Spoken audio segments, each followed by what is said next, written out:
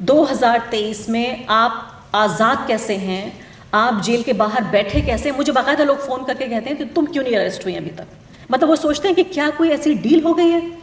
ये 40 बेबीज़ बेहेडेड वाली जो फेक न्यूज़ थी, जो पहले सही खबर थी, फिर वो फेक बन गई, फिर वो सही खबर हो गई। ये बाकायदा वेल मीनिंग जर्नलिस्ट ने उसको इतना ज़्यादा मजबूती के साथ अपने सोशल मीडिया अकाउंट्स पर पोस्ट किया, ये बताने के लिए कि वो कितने न्यूट्रल और ऑब्जेक्टिव हैं। बात किया 15 साल पहले मेरे ही साथ हिंदुस्तान के बड़े सेक्युलर न्यूज़ रूम में ऐसे ही एक टेरर अटैक था। जैसे राहुल गांधी के लिए पप्पू कह देना, तो 150 दिन की तपस्या लगी राहुल गांधी को उस एक पप्पू जो टैग उनके ऊपर पता नहीं कितने सालों से जो चिपकाया गया था, उसका एक हिस्सा उन्होंने सिर्फ धोया है। अब जिस कदर सोशल मीडिया पे लगातार लिंचिंग हो रही है, और सोशल मीडिया तो भूल जाइए आप ये सोचिए कि ये वो दौर है कि मेरे जैसे लोगों के लिए, मैं तो भूल चुकी हूँ कि मुझे कोई क्या कह रहा है ट्विटर पे, मैं उसको अब सीरियसली लेती भी नहीं हूँ। Because I am just a tweet away, a news report away, और for that matter a speech away from getting arrested because people like me are in jail. तो जो ऑनलाइन ट्रोलिंग, ये सब ये समझ लीजिए 2000 मेरे ख्याल से 19-20 की बात है। 2023 में आप आज़ाद कैसे हैं, आप जेल के बाहर बैठे कैसे हैं? मुझे बाकायदा लोग फ़ोन करके कहते हैं कि तुम क्यों नहीं अरेस्ट हुई अभी तक। ऐसे भी पूछते हैं लोग, दोस्त बाकायदा। मतलब वो सोचते हैं कि क्या कोई ऐसी डील हो गई है। और ख़ासकर उस दिन जब न्यूज़ क्लिक के ऊपर ये हमला हुआ, कई दोस्तों ने फ़ोन करके पूछा, पूछते हैं कि भाई आप बाहर कैसे हैं। तो लोग इस पर हैरान नहीं हैं आजकल कि आप जेल में कैसे गए, वो इस पर हैरान है कि आप बाहर कैसे हैं। और जाहिर है उनका जो खौफ है या उनका जो असेसमेंट है उसमें कुछ भी गलत नहीं। अब ये फ़िलिस्तीन और इजराइल का पूरा आप इशू देख लीजिए। वेल मीनिंग लोग, यानी वो लोग जिनको मैं दरबारी सरकारी मीडिया का हिस्सा नहीं मानती, उनके अंदर भी इस कदर इस्लामोफोबिया है। मेरा अपना सोशल ग्रुप, अपना सोशल सर्कल, जिनके साथ मैं उठती बैठती हूँ, उनके साथ कॉफ़ी पीने जाती हूँ, उनकी बर्थडेज़ में जाती हूँ, वो मेरी बर्थडेज़ में आते हैं, उनका जो कैजुअल इस्लामोफोबिया है वो नज़र आता है कि कैसे फ़िलिस्तीनियों के बारे में, मतलब वो हमास के बारे में जो कह रहे हैं वो तो कहें चलिए, फ़िलिस्तीनियों के बारे में उनकी राय क्या है। जो ये 40 बेबीज़ बेहेडेड वाली जो फेक न्यूज़ थी, जो पहले सही खबर थी, फिर वो फेक बन गई, फिर वो सही खबर हो गई। ये बाकायदा वेल मीनिंग जर्नलिस्ट ने उसको इतना ज़्यादा मजबूती के साथ अपने सोशल मीडिया अकाउंट्स पर पोस्ट किया, ये बताने के लिए कि वो कितने न्यूट्रल और ऑब्जेक्टिव हैं, कि कैसे वो टेररिज्म के ख़िलाफ़ हैं। जो पूरे अरब वर्ल्ड में अभी एक तरह की जो एक अरब सॉलिडारिटी या उससे मुस्लिम सॉलिडारिटी कह लीजिए आप, वो नज़र आ रही है। मेरे ही सोशल सर्कल के एक आदमी ने ये कहा, एक जर्नलिस्ट ने ये कहा कि देखो इन रेडिकलाइज्ड अरब लोगों को ये सड़क पर उतार कर सैलाब ला रहे हैं, ये पूरी सिक्योरिटी सिचुएशन को ख़राब कर देंगे, इससे इंडिया पर भी असर पड़ेगा।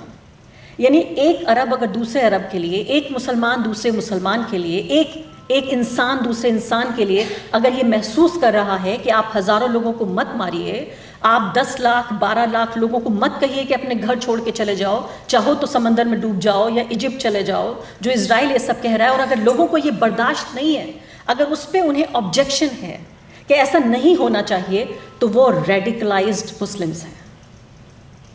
तो क्या चाहते थे ये लोग? ये लोग चाहते थे कि इजराइल जो कर रहा है, अपना आतंकवाद, अपना टेररिज्म, स्टेट टेररिज्म, वो इसी तरह से कंटिन्यू रखे। न कोई पत्रकार आवाज़ उठाए, न कोई एक्टिविस्ट आवाज़ उठाए, न कोई अरब में आवाज़ उठाए, न कोई अफ्रीका में आवाज़ उठाए, न कोई हिंदुस्तान में आवाज़ उठाए। MSNBC वहाँ का एक मेजर चैनल है, अभी मैं खबर पढ़ी थी कि वहाँ जो 3 बड़े उनके मुस्लिम प्राइम टाइम एंकर्स हैं, उनको इसी दौरान हटा दिया गया। यानी पिछले 4-5 दिनों में उनके प्राइम टाइम अपने शोज़ थे और उनको इसलिए हटा दिया गया क्योंकि ये माना जा रहा है कि भाई वो ऑब्जेक्टिवली रिपोर्टिंग नहीं कर पाएंगे, वो ऑब्जेक्टिव नहीं हो पाएंगे क्योंकि इमोशनली इन्वॉल्व हैं। और उनमें से तीनों अरब नहीं है, वो मतलब सिर्फ मुसलमान हैं, इसलिए उनको हटा दिया गया क्योंकि उनके ऊपर विश्वास नहीं किया जा सकता। हिंदुस्तान में यही घटना मेरे साथ 15 साल पहले हो चुकी है। जब मैंने वो पढ़ा तो मुझे लगा ये तो डेजा वू फीलिंग आ गई कि अमेरिका ने तब किया 15 साल पहले। 15 साल बात किया 15 साल पहले मेरे ही साथ हिंदुस्तान के बड़े सेक्युलर न्यूज़ रूम में ऐसे ही एक टेरर अटैक था, इसी तरह का नेशनल सिक्योरिटी इशू। उसी नेशनल सिक्योरिटी इशू के दौरान मुझे मेरी रिपोर्टिंग बीट से, रिपोर्टिंग असाइनमेंट से हटा दिया गया था।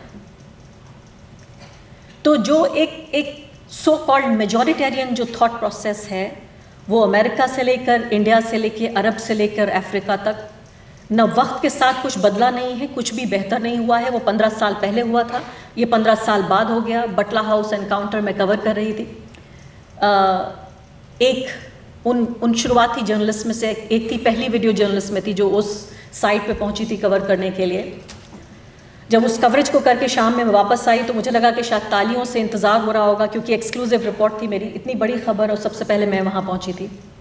वापस आई तो पता चला कि मुझे मेरी असाइनमेंट बीट से हटा दिया गया, और जिस तरह के कम्युनल हमले मेरे ऊपर हुए, मेरे पीछे भी और मेरे सामने भी, कि बताओ सिमी की मेंबर कैसी हो। तो पता नहीं, समझ में नहीं आया। जब ये MSNBC वाली खबर मैंने सुनी, मुझे लगता था कि शायद अमेरिका बेहतर करता होगा, लेकिन जैसे मैंने कहा कि एक जो मेजॉरिटेरियन पूरा थॉट प्रोसेस है वो हर जगह एक ही जैसा है।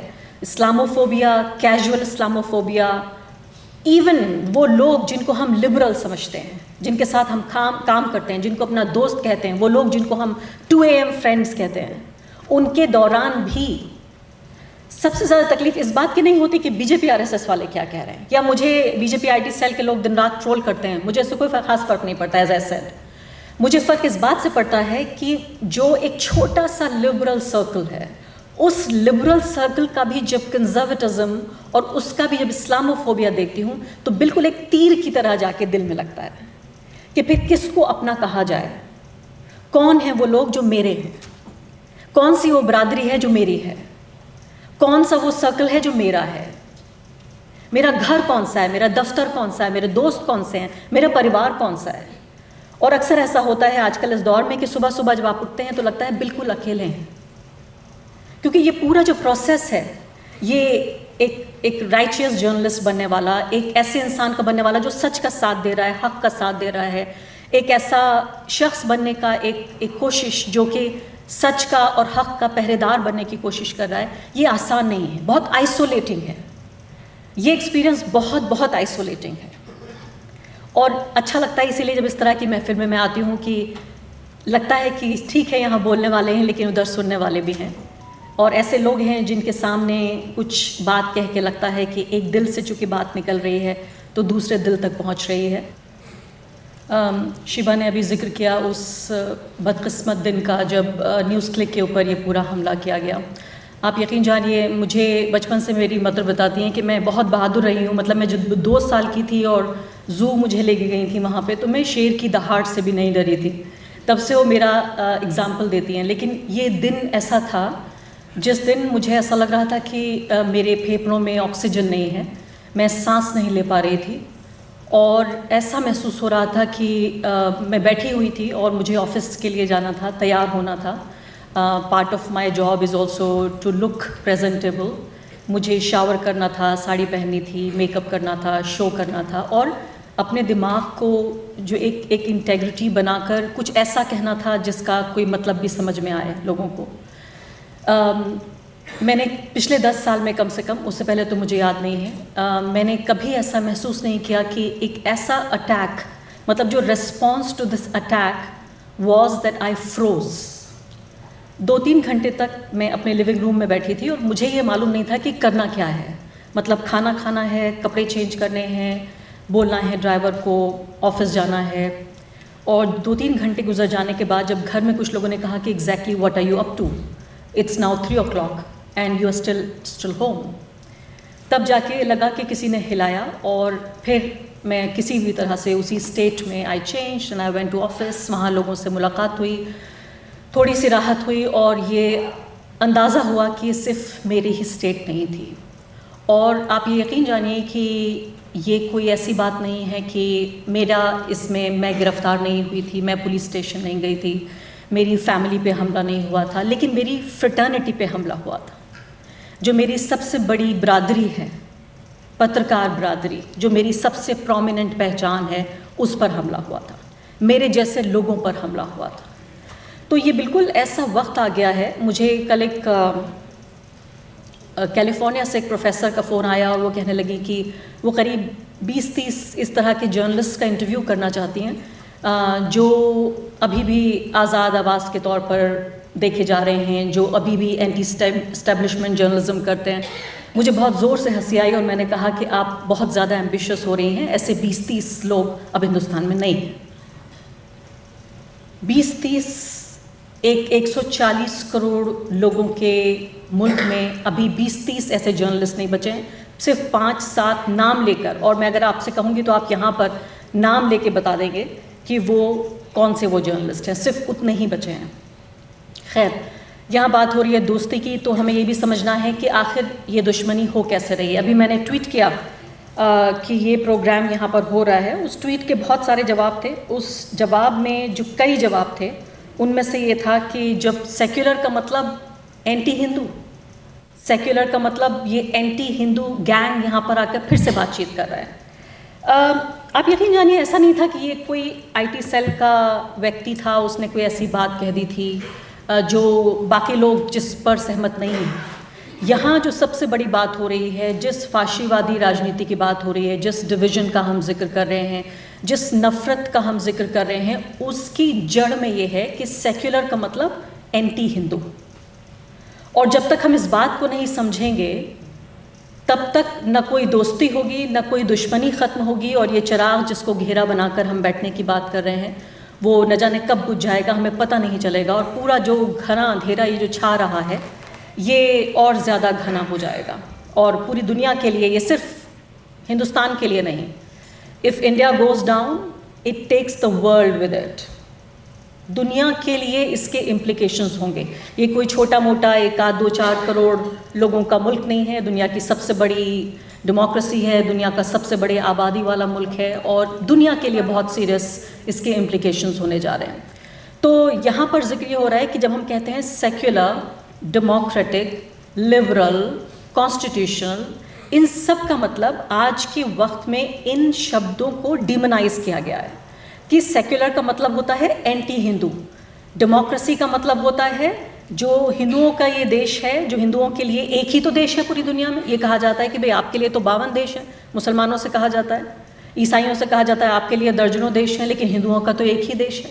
तो ये कॉन्स्टिट्यूशन, लिबरलिज्म, सेक्युलरिज्म, इन सब को देश के एक बड़े हिस्से को ये बताने में RSS, BJP और इनका पूरा जो भगवा परिवार है, ये पूरे तरीके से कामयाब हो चुके हैं कि जब हम सेक्युलर कहते हैं इसका मतलब होता है एंटी हिंदू।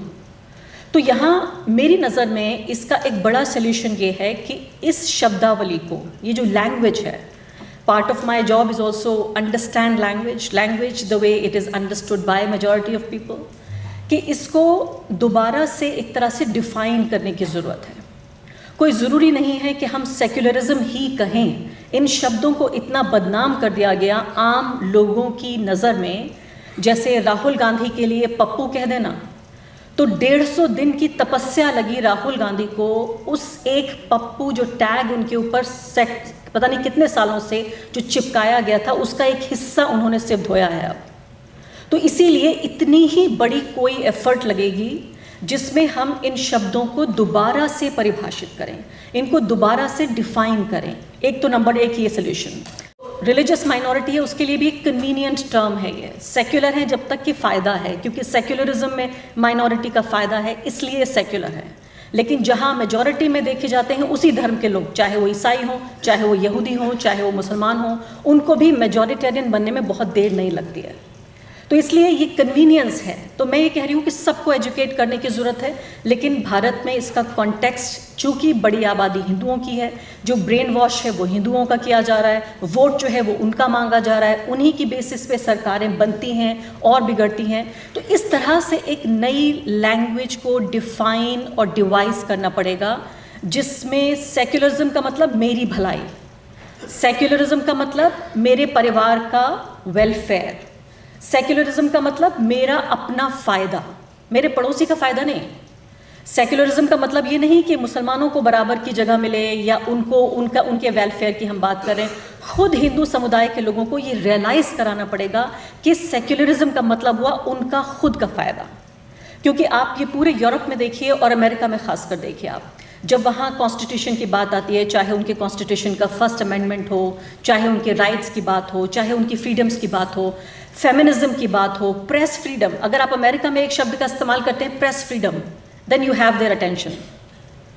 क्योंकि वहाँ पर सक्सेसफुली बहुत कामयाब तरीके से वहाँ की सिविल सोसाइटी, वहाँ की पॉलिटिकल लीडरशिप लोगों को ये बताने में कामयाब हुई है कि प्रेस फ्रीडम में, राइट्स में, इसके अलावा फ्रीडम में, और ये तमाम जो फैंसी टर्मिनोलॉजी है ये फैंसी नहीं है, इसका सीधे सीधे आपके जीवन से डायरेक्ट कनेक्शन है। तो ये एक सजेशन मैं इस प्लेटफॉर्म से ज़रूर देना चाहती थी। यहाँ इतने सारे दिमाग बैठे हुए हैं, सिर्फ वो लोग नहीं यहाँ जो 4 बोल रहे हैं, बल्कि यहाँ जो कई 100 लोग बैठे हुए हैं। मैं चाहती हूँ कि वो सब लोग एक सोशल मीडिया पोस्ट करें, पहले सोचें इस बारे में कि कैसे इस टर्मिनोलॉजी को हम डे टू डे ज़िंदगी से जोड़ सकते हैं, and come up with your suggestions. और उस सजेशन के बाद उन्हें अपने सोशल मीडिया जो हैंडल्स हैं उनके ज़रिए आप पोस्ट कीजिए कि ये मेरा सजेशन है, अब आप बताइए आपका क्या सजेशन है। तो एक कड़ी से दूसरी कड़ी, तीसरी कड़ी, और इस तरह से पूरी जंजीर बनेगी। और वो घेरा जिसका मैंने जिक्र किया था, उसी जंजीर से, उन कड़ियों से वो घेरा हम बना सकेंगे। क्योंकि हम इतने ख़राब दौर में जी रहे हैं जहाँ ऐसा लगता है हर रोज़, और मैंने आपको बताया कि मेरी माँ बताती थी मैं बचपन से बहादुर हूँ, मैं बहुत ऑप्टिमिस्टिक भी हूँ। मतलब ये समझ लीजिए मैं एक इम्पॉसिबली ऑप्टिमिस्टिक पर्सन हूँ कि हर जगह अंधेरा छा रहा हो फिर भी एक सूरज की किरण में देख लेती हूँ। शायद ही कोई ऐसी चीज़ है जो मुझे डिमोरलाइज कर पाती है, शायद ही कोई ऐसी चीज़ है जिससे मैं हताश या निराश या मतलब मुझे दुखी करना बहुत मुश्किल है। कोशिश करके देख लीजिए। लेकिन उसके बावजूद भी अक्सर कई दिन ऐसे आते हैं जिसमें मुझे सुबह उठ के समझ में नहीं आता कि फिर मुझे वही बात करनी है, फिर मुझे वही लिंचिंग, वही नाइंसाफ़ी, वही गैर बराबरी, वही बुलडोज़र, घरों पे चलना, दुकानों पर चलना, लोगों की जो रोज़गार हैं वो तबाह हो रहे हैं। खबरों में बने रहने के लिए फोरम 4 को सब्सक्राइब करें और नोटिफिकेशन पाने के लिए बेल आइकन दबाएं।